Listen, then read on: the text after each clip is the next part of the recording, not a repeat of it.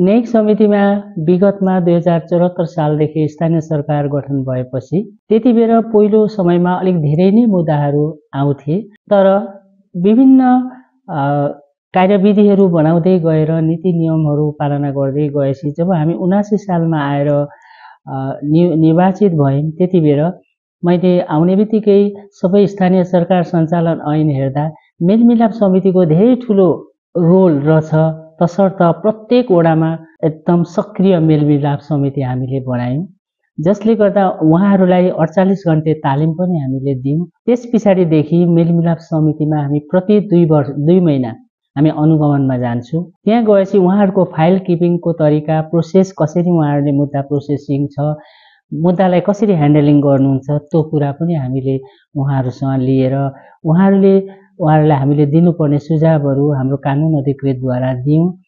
त्यति मात्रै नभएर कानुनको लागि कुनै पनि मुद्दा फर्स्योट गर्न कस्ता कस्ता किताबहरू आवश्यक हुन्छन्, ती पुस्तकहरू कानुन अधिकृतलाई को सहयोग मागेर हामीले 9वटा वडामा 9वटा मेलमिलाप समितिमा किताबहरू पुरै हामीले उहाँहरूलाई दिएपछि अझ सक्रिय भयो मेलमिलाप समिति।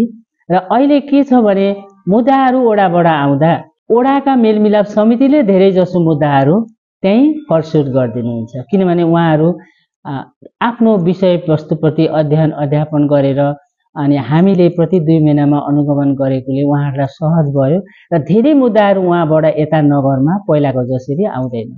त्यसको मूल कारण चाहिँ मेलमिलाप समिति 9वटा वडामा एकदम सक्रिय छन्। त्यसको लागि म प्रत्येक मेलमिलाप समितिका संयोजक तथा त्यहाँ सहकार्य गर्ने स्टाफहरूलाई म यही नगरबाट हार्दिक धन्यवाद दिन चाहन्छु। त्यस कारणले 74 सालदेखि 79 सालसम्म जसरी मुद्दाहरू बढी आउँथे, त्यही किसिमले अहिले चाहिँ नआएको कारण त्यो हो। अहिले चालु आर्थिक वर्षमा चाहिँ हामी कहाँ लेनदेन सम्बन्धी मुद्दाहरू चाहिँ धेरै आएको छन्, धेरै भन्नाले नै अब 7, तर पनि त्यसलाई अरूको तुलनामा हामीले धेरै नै भन्न सक्छौँ। अहिले सहकारीको जुन आन्दोलनहरू छ, मान्छेहरूले अलिकति धेरै ब्याज पाउँछु भनेर आफ्नो श्रीमानसँग पनि लुकाएर महिलाहरूले बढी कारोबार, अनि उहाँहरू चाहिँ वडासम्म पुगेर पनि कागज नगरिदिने, जसले गर्दा हामीलाई धेरै गाह्रो भयो लेनदेन सम्बन्धी मुद्दाहरू मिलाउन। उहाँहरूले वडामा कागज गरिदिँदा हामीलाई सहज हुन्छ। त्यसले गर्दा हामीले उहाँहरूलाई आएपछि सबैलाई काउन्सिलिङ पनि गर्छौँ। अबदेखि लेनदेन गर्नुपर्दा तपाईँहरूको नजिकको वडामा गएर कागज गरेर अनि मात्रै लेनदेन गर्नुहोला।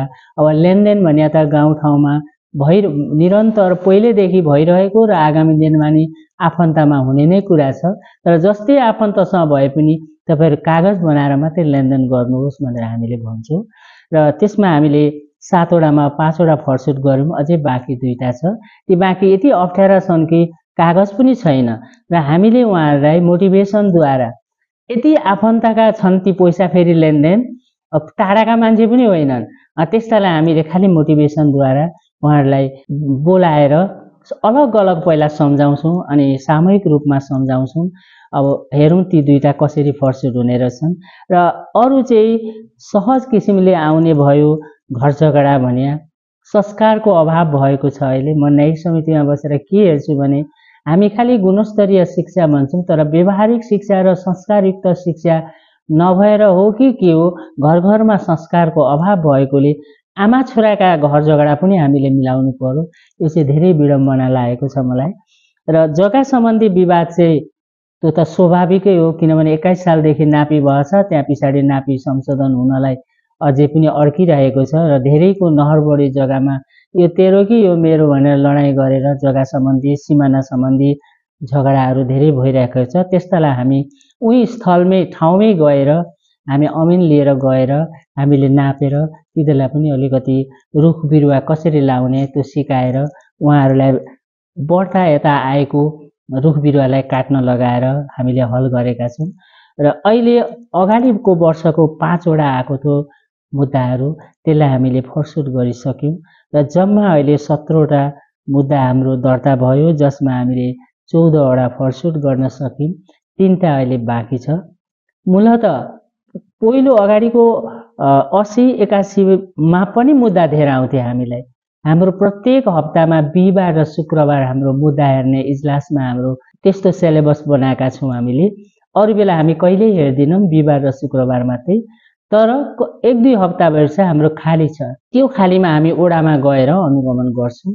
हाम्रो मेलमिलाप संयोजकलाई बोलाउँछौँ र मेलमिलाप संयोजकलाई हामी के भन्छौँ भने तपाईलाई यो फरसुट गर्न सहयोग गर्ने ओडाका को छन् दाजुभाइ दिदीबहिनी, उहाँहरूलाई नि बोलाइदिनु होला भन्छौँ। अनि उहाँहरूले बोलाइदिनुहुन्छ, हामी जान्छौँ र उहाँहरूको फाइल हेर्छौँ। अनि पुस्तकहरू के अध्ययन गर्नुभयो, कहाँ अप्ठ्यारो पर्यो भनेर हामी कानुनी पुस्तक कुनै निकाल्न लाउँछौँ र उहाँहरू अहिले त्यसरी गरिदिनु भएकोले ओडाबाट हामीसँग आउने कम भइरहेका छन्। नम्बर अब घैलाडुबादेखि यहाँ आउनु पर्दा, वडा नम्बर 5 देखि यता आउनु पर्दा एउटा मान्छेको लागि अटोमा 200 लाग्छ भने जाँदा 200-400 को कुरा हुन्छ। त्यसैकारण प्राय जसो यता आउनु नपरोस् भनेर उहाँहरूले धेरै राम्ररी वहीँ काउन्सिलिङ गरिदिनुहुन्छ, जसले गर्दा अहिले मुद्दाको फ्लो कम भएको छ। त्यस्तो हुन्छ। मैले चाहिँ के बुझेको छु भने मुद्दा भनेर आउने बित्तिकै सही मान्छे मुद्दामा आउँदैन कि कोही अभर परेर फसेर आउँछ। नभए अब त्यस्तो मुद्दामा आएको मान्छेहरूलाई अब हाम्रा के अरे पार्टीको सम्बन्धित पार्टीको मान्छेले यो मेरो मान्छे, यो चाहिँ मुद्दा यसो गर्नु है भन्दा हामीले कानुनको किताब पढेको अर्थ के हुन्छ त? हामीले त कानुन अनुसार फलो गरेर जान्छौँ नि त। त्यहाँ त कानुन अधिकृत हुन्छ। कानुन अधिकृतको अगाडि हामी त त्यहाँ त हामीलाई उसले त हामीलाई के सोच्दछ कानुन अधिकृतले? हामीले त्यहाँ पार्टीगत हिसाबले नातावाद कृपावाद हेर्दैनौँ। हामी स्वतन्त्र भएर आफ्नो ढङ्गले विधिसङ्गत हिसाबले आफ्नो जवाबदेहितालाई हेरेर हामी हाम्रो आएका मुद्दाहरू फरसुट गर्छौँ। कुनै पार्टीले भन्दा हामीले अहिलेसम्म त्यसो गरेको पनि छैनौँ र पार्टीले हामीलाई भनेको पनि छैन मलाई। अब आगामी दिनमा योजना कस्तो छ भन्ने कुरामा अब मुद्दाको फ्लो कस्तो हुन्छ हैन, हामीले पहिल्यै मुद्दामा आउने बित्तिकै आचार संहितालाई पहिला अध्याय उहाँहरूलाई भन्छौँ। आचार संहिताले के भन्छ भने आफ्नो ठाउँमा बस्नु पर्यो, आफूले बोल्न पर्यो भने हात उठाएर बोल्नु पर्यो, अर्काले बोलेका बेला त्यहाँ ओभरलेप गरेर बोल्न पाइँदैन भनेर विभिन्न कुराहरू उहाँहरूलाई सिकाएको हुनाले आगामी दिनमा योजनामा नि उहाँहरू आउने बित्तिकै यस्तो अलर्ट हुनुहुन्छ कि त्यो इजलासमा बसेपछि कसैले पहिला अलिकति हामीलाई ह्यान्डल गर्न अप्ठ्यारो पर्थ्यो, अहिले तर यति सहज भएछ आउने बित्तिकै उहाँहरूले म आचार संहिताको कुरा पहिल्यै राख्छु, त्यति भएपछि उहाँहरू अलर्ट हुनुहुन्छ। अब आगामी दिनमा त्यो हाम्रो आचार संहिता सम्बन्धी त हाम्रो योजना ठिकै छ। अब हामीले अनुगमन चाहिँ त्यसरी धेरै नगरपालिकाहरूले अरू ठाउँमा अनुगमन पनि गर्नुभएको छ। हाम्रो अनुगमन भन्नाले हामीले लिएर अनुगमन गरेको चाहिँ छैनौँ मेलमिलाप समितिलाई। आगामी दिनमा चाहिँ हामीले अब मेलमिलाप समितिलाई लिएर अलिक राम्रा पालिकामा अभ्यासहरू कसरी गरेका रहेछन् त्यो सम्बन्धी एकखेप अनुगमन जाने हामीले योजना राखेका छौँ। कुरा त हामीले गर्ने कुरा जसरी गरिरहेछौँ तरिका त्यही नै हो। यसलाई अझ स्तरीय ढङ्गले हामी अगाडि बढाएर लानेछौँ। यसपालि नै जिल्ला अदालतबाट आउनुभएको थियो। उहाँहरूले हाम्रो सबै फाइलहरू हेर्नुभयो। सबै थोक हेरेर न्यायाधीशले हामीलाई के भन्नु भने तपाईँहरूले राम्ररी गर्नुभएको रहेछ, आगामी दिनमा पनि यसरी नै गर्नुहोला, के आवश्यक पर्यो भने हामीलाई पनि खबर गर्नुहोला भन्नुभएको छ। हामी त्यही किसिमले अगाडि बढिरहेका छौँ। हामीलाई धेरै अप्ठ्यारो मुद्दाहरू आयो भने हामी उहाँहरूले फोन नम्बर दिएको छ, उहाँहरूलाई सोध्छौँ अनि नसकेको कुरा हामी जिल्ला अदालत नै पठाइदिन्छौँ। यो अप्ठ्यारो पनि हो, झर्को मानेन भने यो स्थानीय ठाउँमा भएका महिला दिदीबहिनीहरू दाजुभाइहरूलाई एकदम सहज प्रक्रिया लाग्यो मलाई। किन भन्दा सानो कुरामा रुमल्लिरहेका हुनुहुन्छ उहाँहरू, आएर अलिकति मोटिभेसनल कुरा गर्ने बित्तिकै अलिकति भावनामा बगेर उहाँहरू हुन्छ भनेर राम्रो किसिमले यो मेलमिलाप भन्ने बित्तिकै दुवै प्रक्रिया विन विन प्रोसेस भन्दो रहेछ यसलाई। दुवै प्रक्रिया जितको भावना लिएर उहाँहरू निस्किनुहुन्छ। अहिलेसम्म कोही पनि लडाइँ गर्दै झगडा गर्दै बाहिर निस्किएको चाहिँ हुनुहुन्न। त्यहाँ पहिले भावनात्मक कुराले उहाँहरूलाई आफूतिर आकर्षण गरेपछि अलिकति त्यो चाहिँ उहाँहरूको व्यवहारमा अलिकति फरक आइहाल्छ।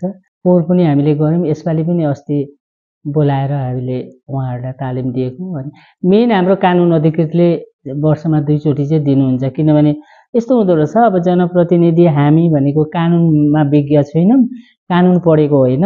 सानो सानो कुरामा त्यो फाइलमा राख्ने कुरा, दर्ता गर्ने कुरा, त्यो मुद्दाको बारेमा लेख्ने भाषा शैलीको कुरा अलिकति जहिले नै अलिकति गडबड त भइरहेको हुन्छ। त्यसको लागि अब हामी कानुन अधिकृतलाई लिएर जान्छौँ अनि उहाँले सिकाउनुहुन्छ। ओडामै प्रशिक्षण गर्नुभयो योपालि चाहिँ। उहाँ आफै ओडामा जानुभयो अनि ओडामा प्रशिक्षण गर्नुभयो। पोहोर यहीँ आएर यहीँ बोलाएको थियो।